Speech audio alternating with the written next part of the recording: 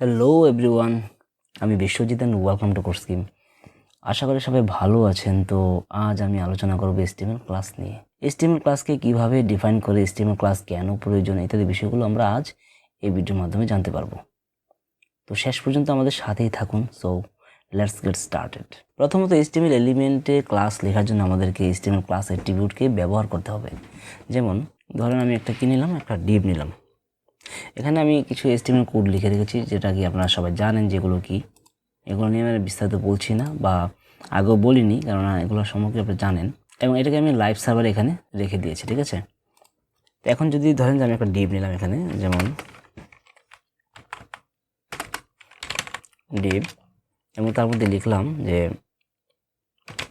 Depp 1, এবং এটাকে আমি কন্ট্রোল S দিয়ে সেভ করলাম। তাহলে এখানে লেখাটা চলে আসলো। এখন আমি ক্লাস নেব, এই এলিমেন্টের মধ্যে একটা ক্লাস ক্রিয়েট করব। তাহলে ক্লাস ক্রিয়েট করার জন্য আমাকে কি করতে হবে? প্রথমে একটা ক্লাস অ্যাট্রিবিউট নিতে হবে, এবং এই অ্যাট্রিবিউটের মধ্যে আমি নাম দিব, যা নেম দেব ওই নামে ক্লাসটা ক্রিয়েট হয়ে যাবে। যেমন আমি যদি ধরেন যেখানে দিই যে মাই ডিভ, তাহলে মাই ডিভ নামে একটা ক্লাস ক্রিয়েট হয়ে গেল, ঠিক আছে। এখন আমি আরও একটা ডিভ নিলাম এখানে, ডিভ, এবং এখানে লিখলাম ডিভ 2। আমি আরও একটা ডিভ নিই,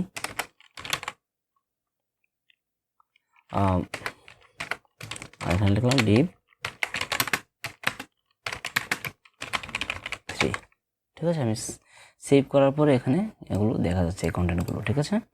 তো এখন এখানে যে এক মানে আমি মাই ডিভ নামে তো ক্লাসটা ক্রিয়েট করে রেখেছি, তাহলে এই একই নামে চাইলে আমি এই ডিভগুলোতেও কি ওই ক্লাসটা ক্রিয়েট করতে পারবো, মাই ডিভ একই নামে।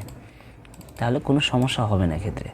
আপনি চাইলে একাধিক এলিমেন্টের মধ্যে একই নামে ক্লাস শেয়ার করতে পারেন, ঠিক আছে। এক্ষেত্রে কোনো সমস্যা হবে না। আবার আপনি চাইলে এখানে একই এলিমেন্টের মধ্যে একাধিক ক্লাস ক্রিয়েট করতে পারেন। যেমন আমি এখানে মাই ডিভ নামে একটা ক্লাস নিয়ে রেখেছি এই এলিমেন্টের মধ্যে, ঠিক আছে। আমি চাইলে আরেকটা ক্লাস এখানে নিতে পারবো। ধরুন আমি বর্ডার নামে একটা ক্লাস নিতে চাচ্ছি, তাহলে সেক্ষেত্রে কী করতে হবে? সেক্ষেত্রে আমাকে আবার নতুন করে এভাবে ক্লাস অ্যাট্রিবিউট নিতে হবে না। নতুন করে ক্লাস অ্যাট্রিবিউট না নিয়ে আমি এর মধ্যেই কি আরেকটা নাম নিতে পারবো। সেক্ষেত্রে কী করতে হবে? আমাকে একটা স্পেস দিতে হবে, এরকম একটা স্পেস দিতে হবে। তারপরে আর নাম লিখলে, যেমন আমি বর্ডার লিখেছি, তাহলে বর্ডার নামে আরেকটা ক্লাস এখানে ক্রিয়েট হয়ে গেল, ঠিক আছে। তাহলে আপনি চাইলে একটা এলিমেন্টের মধ্যে মাল্টিপল ক্লাস নিতে পারবেন, সেক্ষেত্রে কোনো সমস্যা নেই। এখন আমরা কীভাবে ক্লাস ক্রিয়েট করতে হয় সেটা দেখেছি। আমরা একাধিক এলিমেন্টের মধ্যে একই নামে ক্লাস নিতে হয় সেটাও জানি কীভাবে নিতে হয়, এবং একটা এলিমেন্টের মধ্যে মাল্টিপল ক্লাস কীভাবে নিতে হয় সেটাও জানি।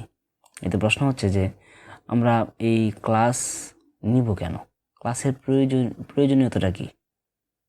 ওয়েল, আমরা সেটা নিয়ে এখন আলোচনা করব। আমি এই ক্লাসগুলো কেটে দিই, এই ক্লাসগুলো কেটে দিলাম, এই ক্লাসগুলো কাটবো না, শুধু আমি এইটা কেটে দেব, ঠিক আছে। আমি শুধু একটার মধ্যে ক্লাস রাখলাম, ঠিক আছে। পরবর্তীতে প্রয়োজন হলে আমি প্রত্যেকটাতে ক্লাস দিয়ে দেব। এখন আমরা এর প্রয়োজনীয়তাটা নিয়ে আলোচনা করব, যে এটার ক্লাস নেওয়ার প্রয়োজনটা কী, ঠিক আছে। সেক্ষেত্রে যদি ধরেন যে আপনি আপনার কোনো একটা এলিমেন্টকে স্টাইল দিতে হয়, মানে কি স্টাইল সম্বন্ধে জানি আমরা, CSS দিতে হয় আর কি। তো স্টাইল দিতে হয়, সেক্ষেত্রে কী করতে হবে? একটা স্টাইল অ্যাট্রিবিউট নিতে হবে হেড এলিমেন্টের মধ্যে, অ্যাট্রিবিউট না স্টাইল এলিমেন্ট নিতে হবে। নেওয়ার পরে যাকে আমরা স্টাইল দিব, যেমন আমরা ডিভ এলিমেন্টকে এখানে স্টাইল দিব, সেক্ষেত্রে ডিভ এলিমেন্টকে আমাকে নিতে হবে। এখানে আমি ডিভ নিলাম, নেওয়ার পরে আমি একটা কার্লি ব্রেস দেওয়ার পরে সেখানে লিখব, CSS লিখব। যেমন লিখলাম আমি কালার গ্রিন কালারটা আমার পছন্দ, সেই জন্য আমি গ্রিন লিখলাম। এখন যদি আমি এখানে সেভ দিলাম, তাহলে কি এখন দেখছেন যে তিনটা ডিবি কি ওই কালারটা পেয়ে গেছে, স্টাইলটা পেয়ে গেছে। কেননা এটাও ডিপ এবং এটাও ডিপ, তাহলে কি তিনটা ডিবি কি পেয়ে যাচ্ছে। কিন্তু আমি যদি চাই যে না, আমি শুধুমাত্র এখানেই কি স্টাইল দিব, সেক্ষেত্রে আমাকে একটা ক্লাস নিতে হবে। ক্লাস নেওয়ার মাধ্যমে আমি অ্যাক্সেস নিতে পারবো। শুধুমাত্র এটার অ্যাক্সেস নেওয়ার জন্য আমাকে একটা ক্লাস দরকার পড়বে তখন। এবং এই যে মাই ডিভ, এই মাই ডিভকে আমি এখানে লিখব। আমি আবার সেভ করলাম, সেটাকে সেভ করার পর দেখছেন যে না, স্টাইল তো পাইনি।